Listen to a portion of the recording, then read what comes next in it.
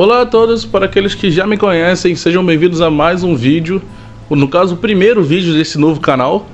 E para aqueles que não me conhecem, prazer, eu me chamo Roger Maciel, mais conhecido como Roger Togata, ou apenas Togata, chame como eu preferir. Bom, então, para quem já me acompanha há bastante tempo, deve saber que eu tô muito tempo afastado das criações de conteúdo, né? Seja no TikTok, que eu tô bem escasso ultimamente, seja no YouTube, que eu tô sumido por anos. O último vídeo que eu postei no YouTube foi em 2021 e foi no meu outro canal. Então creio que o pessoal deve estar se perguntando onde é que eu tava, o que eu tava fazendo e por que eu decidi voltar agora. O motivo de eu estar decidindo voltar por agora é simples. Eu tô com um novo projeto, tô encabeçando um projeto de escrita. E como eu tô entrando de cabeça nesse mundo novo, o mundo da escrita, o mundo da leitura, o mundo da narração, eu decidi usar o meu talento que eu já tinha para gravar vídeos, falar. Eu gosto muito de falar, vocês sabem disso. E divulgar a minha história através do canal do YouTube.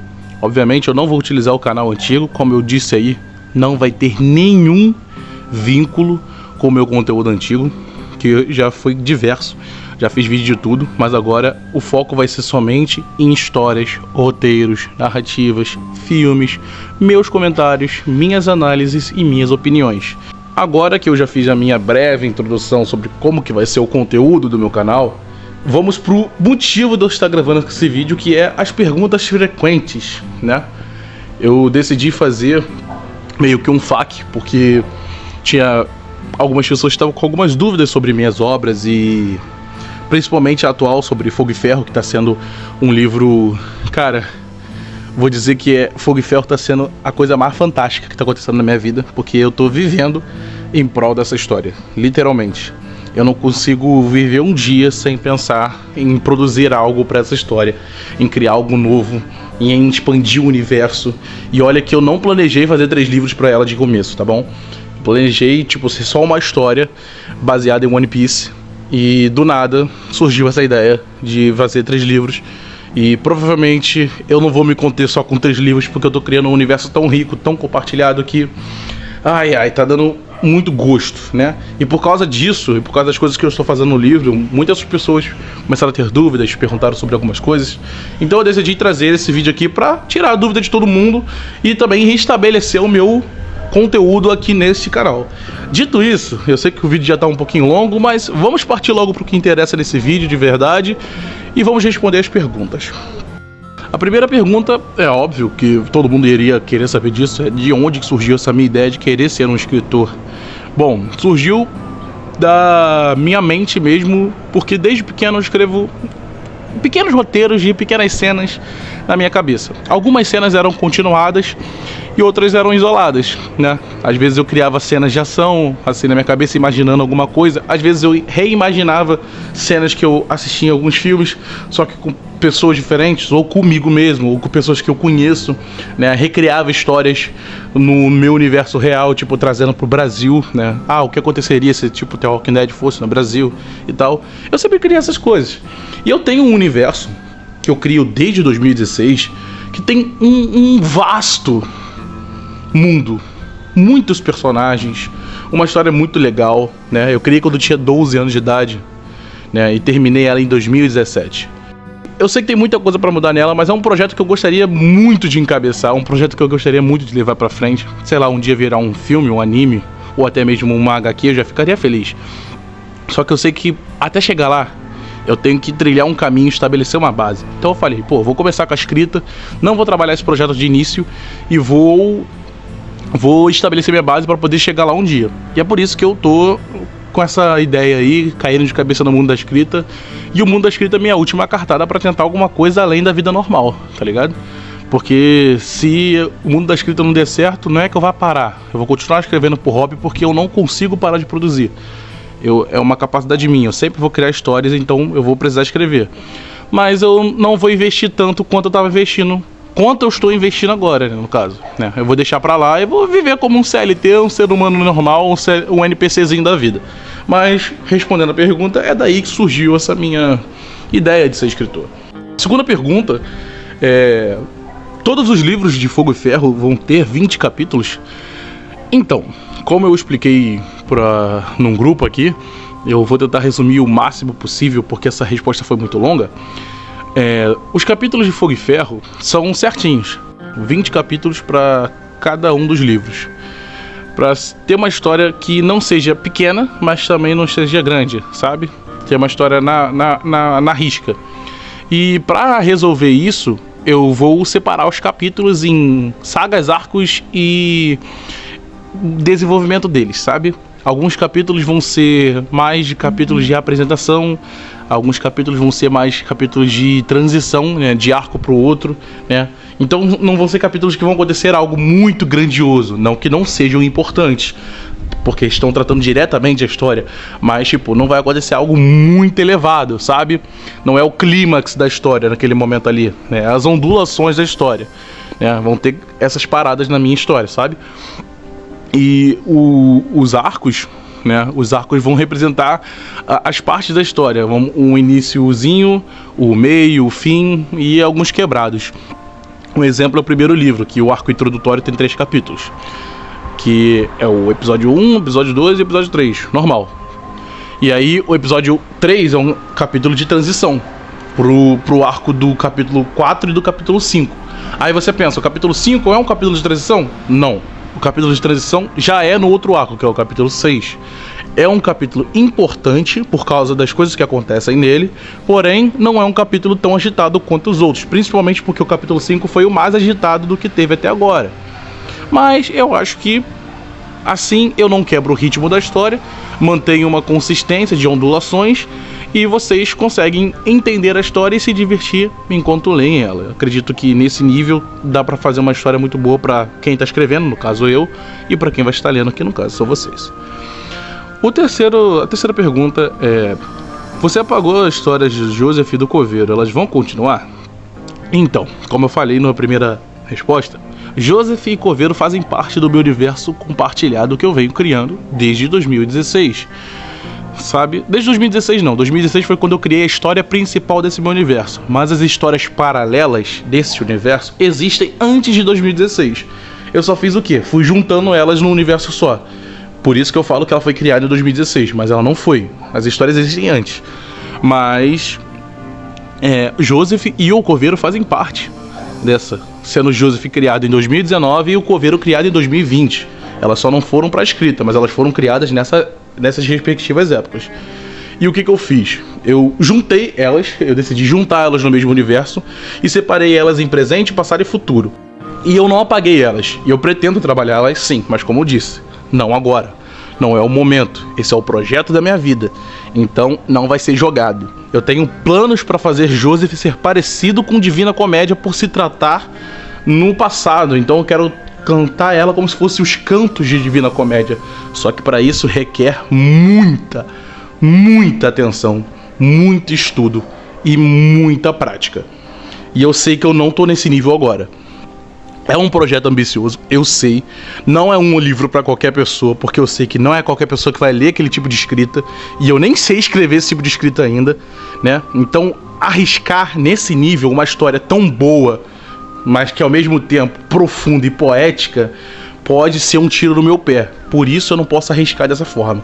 Então eu apaguei, eu reservei tudo, guardei tudo, mas eu pretendo trabalhar lá sim, mas eu pretendo trabalhar nesse nível, para vocês verem como que está a minha produção, como está o processo das coisas por trás dos panos. Mano, eu tô pensando muita coisa, não tem só uma história para trabalhar, tem várias. Mas esse é o projeto da minha vida e vocês têm que entender o peso que isso tem pra mim. Por isso que eu não quero fazer de qualquer jeito. Eu quero pelo menos dar o meu melhor. Por isso que eu apaguei.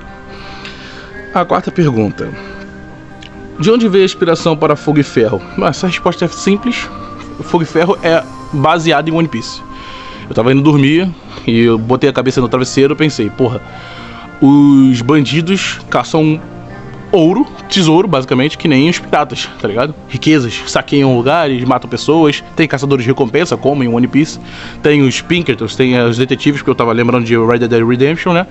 Tem os Pinkertons atrás deles, então, tipo, tem como se fosse a marinha deles. Então, mano, o mundo é o mesmo. Então por que eu não posso transformar o Velho Oeste, que é o tipo de história que eu gosto pra caralho, sendo o meu filme favorito, Django Livre, uma história de Velho Oeste, por que não pode ter um One Piece no Velho Oeste?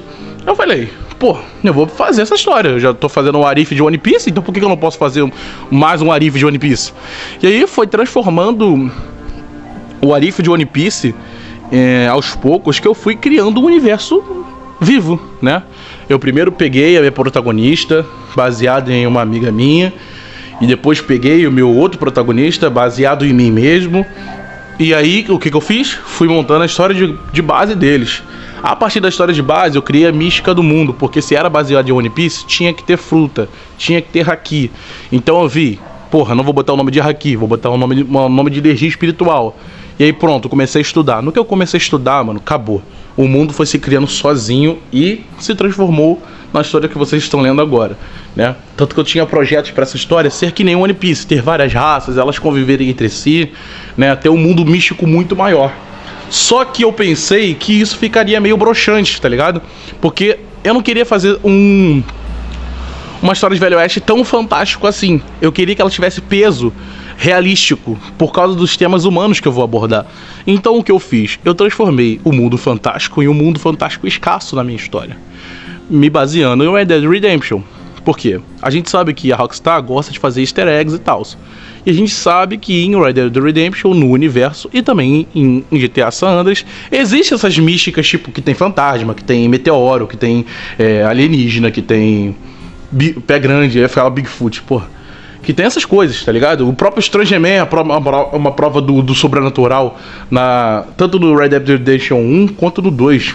Eu vou errar toda vez que tentar falar, tá bom? Mas é assim mesmo. Então ele é uma prova do sobrenatural que existe, está lá, ele é canônico. Não tem, tipo, essa parte de ser algo inventado pelos fãs. Pô, o cara simplesmente some na frente do John e não tem como explicar isso de forma científica. Então sim, é uma prova do sobrenatural ali, né? Mas não é jogado, não é um jogo baseado em sobrenatural. É um jogo de ação no Velho Oeste. Então eu peguei e falei, a minha história vai ser assim. Ela vai ser uma história de ação que vai abordar temas humanos no Velho Oeste, mas vai ter elementos fantásticos, porque a base da minha história é a fantasia. É uma história de fantasia.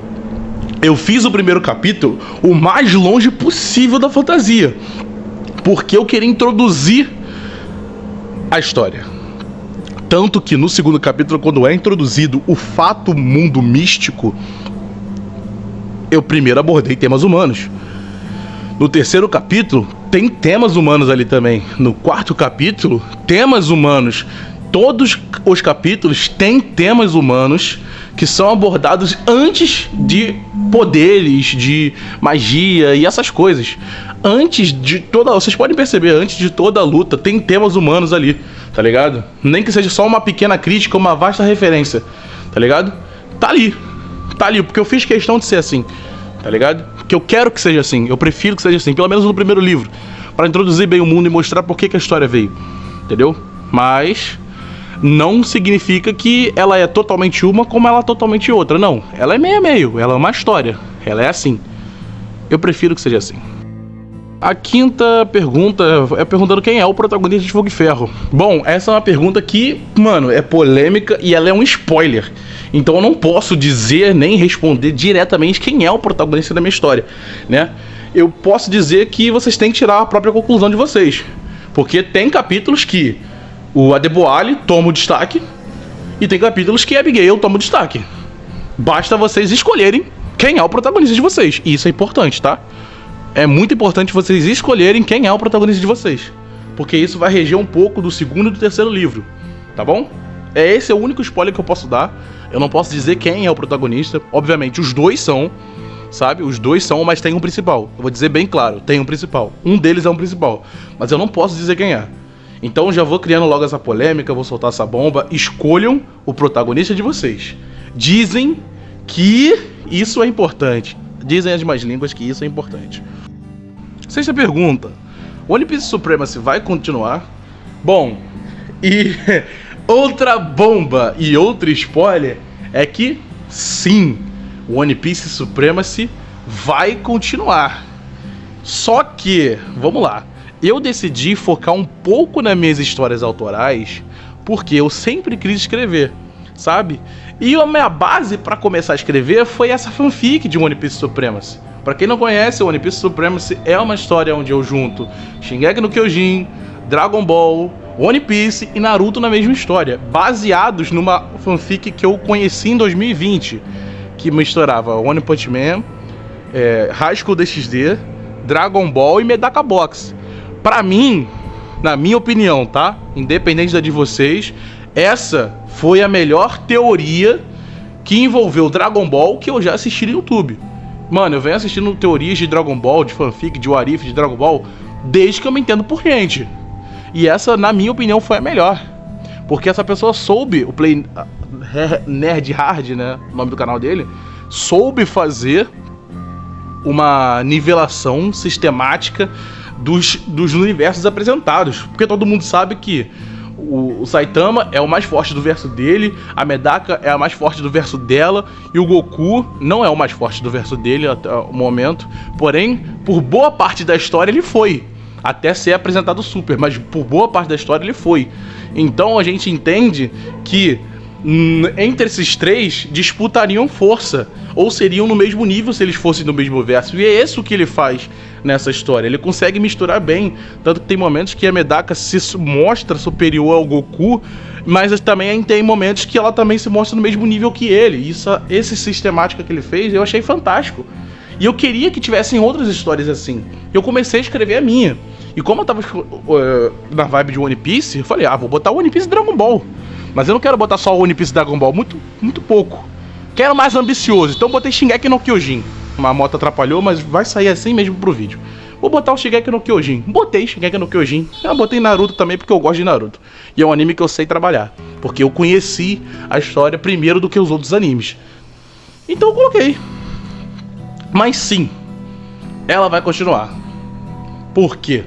Porque eu tenho um projeto de crossover com essa história. Essa é a bomba que eu queria soltar. Tem um projeto de crossover com essa história. E ela vai se misturar com outra fanfic de outro criador, que no caso é o Felipe, que também vai participar de outra resposta aqui daqui a pouco.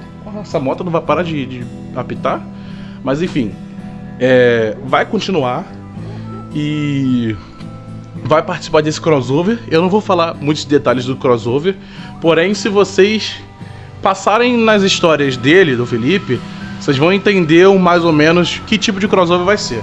Mas é mais ou menos isso. 7. Por que a Abby se surpreendeu e repreendeu o Adeboali por causa da violência dele? Bom, essa questão ficou bem levantada, assim, principalmente pelos leitores do Spirit. E por que a Abby, sendo uma caçadora de recompensa, não gostou do Adeboali literalmente espancar um bandido, né? Por que ela não gostou? E essa questão é polêmica e faz parte dos assuntos humanos que eu quero tratar. E eu tenho que ter muito cuidado para responder essa pergunta, porque ela pode vazar algumas informações que eu não quero que vaze. Mas eu vou tentar. E vai sair do jeito que eu tô falando, tá bom? Mas a Abigail, Abby, seja lá como você queira chamar, ela é uma caçadora de recompensa por conveniência. Ela não tá ali porque ela gosta, ela não tá ali porque ela quer. Ela tá ali porque ela perdeu a família dela por um bando específico e ela quer vingança. Ela tá movida pelo sentimento. Porém, ela não quer aquela vida ali. E isso já ficou bem claro pelas ações que ela toma. Principalmente por ela ter tido peso na consciência de se meter num assunto que não era dela. Ali mostra que ela não é uma simples caçadora de recompensa. Caçador de recompensa tá naquela vida por dinheiro. Por que ela se meteu numa situação que não era do bico dela? Simples, ela não é uma simples caçadora de recompensa. Ela tá ali naquela vida por conveniência. Entendeu? Por isso. Então já fato, ela não é uma caçadora de recompensas qualquer. Normal. Por que ela repreendeu Não, primeiro, por que ela se surpreendeu com ele? Ela não tá nessa vida há muito tempo? Não. Não tá explícito, porém ela é uma novata inexperiente. Mas ela parece muito habilidosa. Sim, o pai dela ensinou tudo que ela sabe com as armas, desde pequeno. Então sim, ela tem habilidade. Porém, na prática, como caçadora, ela é novata. Isso ficou demonstrado com a conversa com Thanatos, no capítulo 6. Ela é uma novata inexperiente. Então não é só porque ela leva essa vida de caçador de recompensa que ela conhece toda a brutalidade e o nível até onde o ser humano pode chegar, ela não conhece. O que ela sabe é matar meus pais. Os trabalhos que ela se envolveu eram trabalhos solos. Geralmente, esses atos de brutalidade acontecem quando tem mais de uma pessoa. Ela nunca precisou presenciar esse tipo de ato porque os trabalhos dela são precisos. Ela trabalha por justiça, entendeu? Obviamente, a meta dela era a vingança até o capítulo 8. Porém, ainda era um ato justo, diferente de outros caçadores de recompensa da época que faziam aquilo dali por causa do dinheiro e alguns por diversão. Então, óbvio, ela ia se surpreender com tamanha brutalidade da Deboali, até porque no capítulo anterior ele salvou a vida dela, teve todo um momento emocionante com ela. Então, tipo assim, ela nunca queria imaginar que ele ia fazer aquilo dali. Não estava passando pela cabeça dela naquele momento, entendeu? E agora por que ela repreendeu ele? Simples, ela entendeu que ele estava fazendo isso para poder fazer uma retaliação por tudo que ele sofreu, né? Ele estava querendo botar aquela raiva dele para fora.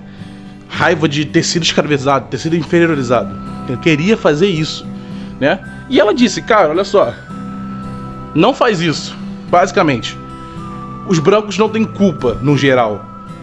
Eu sou uma pessoa branca e não te tratei mal, assim como outros também não vão te tratar. E é o que acontece nesse mesmo capítulo que ela tem essa conversa. O Irving é um branco e trata ele super bem. O xerife, por mais que ele ceda à pressão da sociedade daquela cidade lá, ele também não trata o Adeboali mal, né? Quem trata ele mal é o pessoal da aldeia em volta dele, que não gosta de ver ele no cavalo. Mas ela diz, existe uma diferença entre aquelas pessoas e a gente. Então você não tem que despejar o seu ódio não é contra os brancos, seu ódio é contra essas pessoas, tá ligado? Mas você não é o seu ódio. Era isso o que ela queria passar pro Adeboali, entendeu? Por isso que ela o repreendeu. Não é porque ela estava surpresa só, era porque ela entendeu que ele estava fazendo isso baseado na emoção. Só que nesse momento ela está sendo uma hipócrita, porque ela também está baseando toda a jornada dela em uma emoção. Só que isso é caso para os próximos capítulos. Vocês vão saber mais pra frente o que vai acontecer. Já não mais cabe a mim dizer aqui. Vamos para a última pergunta e finalizar esse vídeo que ficou mais longo do que eu esperava. O que são as histórias de legados? Literalmente, estou gravando esse vídeo aqui na sexta-feira e essa pergunta surgiu no último minuto, ainda bem que eu esperei. No último minuto, ela surgiu ontem, na quinta, quando eu anunciei a história do Felipe. Como eu falei, ele ia aparecer aqui de novo. Que é Golden Empire, que é uma história que se passa no mesmo universo de Terra de Fogo e Ferro, só que na Antiguidade. E aí a pergunta surgiu, o que é uma história legada?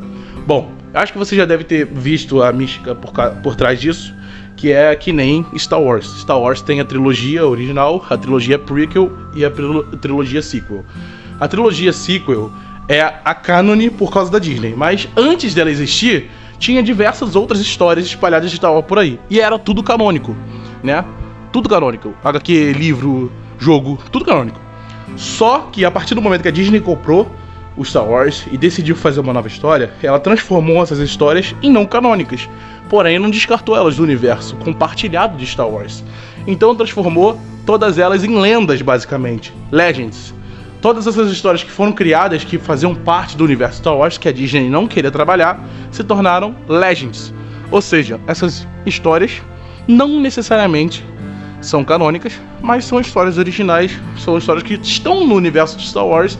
E, vamos supor, se eu quiser um dia pegar uma história Legend e falar, porra, isso aqui realmente existiu, e levar isso como cânone, é consciência minha, tá ligado? A Disney não considera cânone, mas eu considero. Entendeu? Que é o que eu realmente faço. Eu não considero a trilogia sequel cânone. Eu prefiro trabalhar com até mesmo a história do Starkiller. A história do Starkiller só todos os filmes que a Disney fez de Star Wars, tirando Rogue One, que o Rogue One é o único que presta. Tá ligado? Mas, pra mim, eu prefiro que seja assim. E, seguindo essa linha de raciocínio, eu criei as histórias de legado. O selo das histórias de legado. Que vão ser histórias que vão se passar no universo de Terra de Fogo e Ferro, vão ter a mesma mística, talvez a mesma premissa, né? Tratar sobre assuntos humanos. Porém, não necessariamente são histórias canônicas, mas são histórias originais. Tem a minha aprovação. Eu sou o autor da história. Eu estou deixando o Felipe fazer essa história. Eu permiti, eu disse pra ele, essa história faz parte do meu universo. Então, vão ter referências da história dele na minha e vice-versa. Mas vai ficar à base do leitor se aquilo é canônico ou não. Se ele quiser acreditar que a história dele é canônica e estar no mesmo universo que o meu, pode. Se ele quiser tratar como uma história única, também pode. Isso é o selo legado. Enfim, esse é o vídeo. Me estendi muito para um primeiro vídeo. Isso aqui tá longo pra caramba. Porém, eu sempre fui de falar, como eu disse pra vocês. E eu espero que esse meu dom, minha coisa de criar histórias, de falar, de me comunicar com as outras pessoas, possam me levar a lugares ainda mais desejados por mim, que é o lugar que eu quero estar para trabalhar e encabeçar o meu projeto de minha vida. Eu creio que quem ficou até o final se interessou pelas coisas que eu disse, então acessem aí a descrição, vai estar o link do canal do Spirit do Felipe, vai estar o link de Terra de Fogo e Ferro e também do meu perfil no Spirit, do Wattpad, do Noveltoon. Não fizeram perguntas referentes às minhas outras histórias, como o Peso do Silêncio, porém eu recomendo vocês lerem também. Peso do Silêncio foi a minha história rudante. Eu gosto muito de histórias assim, de você adivinhar quem é o assassino. E porra, como eu gosto, eu fui lá e fiz, né? Não tá a obra da minha vida, não tá cinema puro, mas eu recomendo vocês lerem para entenderem mais ou menos como é que é a minha pegada de roteiro, né? Então é isso, pessoal, o vídeo foi esse. Agradeço muito por ter assistido. Se vocês deixaram um like no começo do vídeo e não gostaram, podem tirar. Se vocês assistiram até agora e não deram like, mas está assistindo até agora, peço que dê se você gostou do vídeo. E compartilhe para o máximo de amigos que vocês tiverem. É isso, a gente com a humildade chega a lugares que a gente não espera. Até a próxima.